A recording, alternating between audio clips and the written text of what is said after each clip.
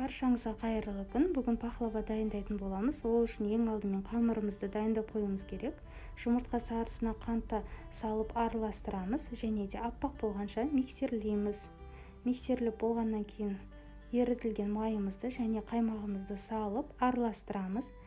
Оның үстіне ұнды және соданы салып араластырып жұмсақ қамыр илейміз. Қамырымызды пленкаға орап, тоңазытқышқа 30-40 минутқа салып қоямыз. Қамырымыз дайын болғаннан кейін ішіне қоспасын дайындаймыз.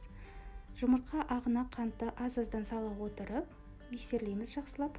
Өз формасын ұстайтын болғанға шейін миксерлейміз.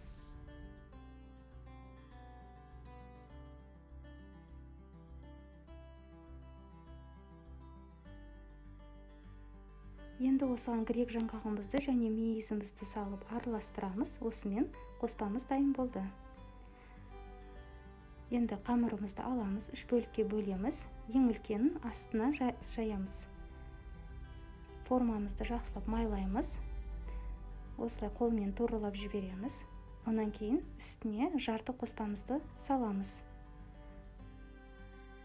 Енді бұның үстіне екінші қамырымызды жайып қоямыз. Оның үстіне жарты қоспамызды тағы да саламыз. Туралаймыз және үшінші қамырымызды жайып, оны да қоямыз үстіне. Енді жандарын туралап шығамыз. Енді өздеріңізге ұнайтындай етіп кесіп шығып, жұмыртқа сарысын жағып, қызып тұрған пеште 180 градуста 40 минут пісіріп аламыз.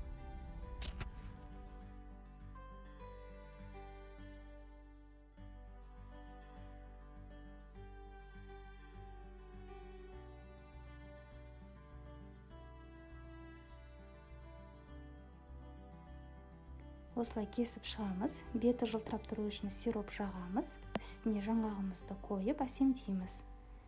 Суығаннан кейін ұсынамыз. Міне біздің өте дәмді пахлавамыз дайын болды. Жасап көрсеңіздер болады.